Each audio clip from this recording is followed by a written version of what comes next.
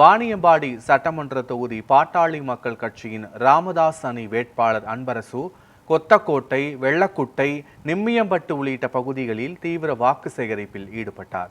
இதுகுறித்து அவருடன் எமது செய்தியாளர் சீனிவாசன் நடத்திய கலந்துரையாடலை பார்க்கலாம்.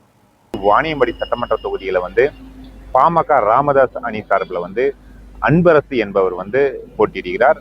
அவர் பாத்தீங்கன்னா இன்றைக்கு வாணியம்பாடி சட்டமன்ற தொகுதிக்குட்பட்ட கிராமப்புறங்களில், அதாவது பார்த்தோம்னா வெள்ளக்குட்டை, கொத்தக்கோட்டை, நிம்மியம்பட்டு உள்ளிட்ட பகுதிகளில் பிரச்சாரத்தில் ஈடுபட்டு வருகிறார். அவர் பிரச்சாரத்துக்கு செல்லக்கூடிய இடங்கள்ல வாக்காளர் மத்தியில அவருக்கு வரவேற்பு எப்படி இருக்கிறது என்பது குறித்து நம்மிடையே பேசுவதற்காக நம்மிடையே இணைந்திருக்கிறார். அவரிடம் பேசலாம். அனைவருக்கும் வணக்கம். இப்போது பார்த்தீங்கன்னா மருத்துவர் ஐயா அவர்களின் ஆசி பெற்ற வேட்பாளராக நான் இந்த வாணியம்பாடி சட்டமன்ற தொகுதியில் களம் காண்கிறேன். 1980 முதல் மருத்துவர் ஐயா வன்னியர் சங்கம் தொடங்கிய காலத்திலிருந்து இன்று வரை மருத்துவர் ஐயா அவர்களுடன் பயணித்தவர்கள் எல்லாருமே மருத்துவர் ஐயா அவர்களுடன் தான் இருக்கிறார்கள், இந்த வாணியம்பாடி சட்டமன்ற தொகுதி உட்பட தமிழகம் முழுவதும். அதனால் எங்களுக்கு கிராமப்புறங்களில் மிகப்பெரிய வரவேற்பை பெற்றுள்ளது. மருத்துவர் ஐயாவின் ஆதரவு எங்களுக்கு பூரணமாக கிடைத்திருக்கிறது.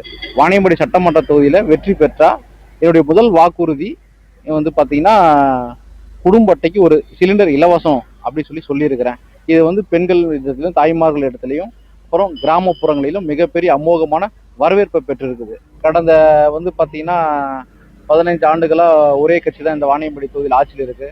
அவங்க என்ன செஞ்சிருக்காங்க, என்ன செய்யல, முக்கியமாக மக்கள் மத்தியில் நிறைய குறைகள் இருக்கு. அந்த குறைகள் எங்கிட்ட சொல்றாங்க. நேற்று கூட பார்த்தீங்கன்னா காலாப்பேட்டை பகுதியில் பார்த்தீங்கன்னா பேருந்து வசதி இல்லை, நீங்க எனக்கு வெற்றி பெற்றீங்கன்னா பேருந்து வசதி கொடுக்கணும், நான் உங்களுக்கே ஓட்டு போடுறேன் அப்படின்ற ஒரு விஷயத்த மக்கள் என்கிட்ட தெளிவா சொல்றாங்க.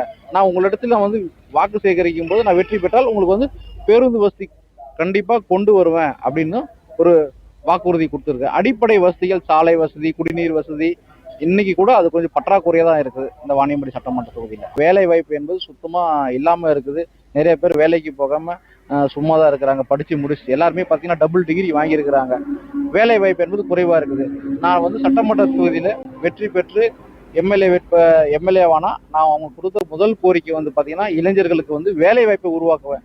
மாதந்தோறும் வேலை வாய்ப்பு முகாமினை உருவாக்கி அதன் மூலம் அவங்களுக்கு வேலை வாய்ப்பை பெற்று தருவேன் என்று இந்த முதல் கோரிக்கை சொல்லியிருக்கு இளைஞர்களுக்கு. நியூஸ் 7 தமிழ் செய்திகளுக்காக வாணியம்பாடியிலிருந்து செய்தியாளர் சீனிவாசன்.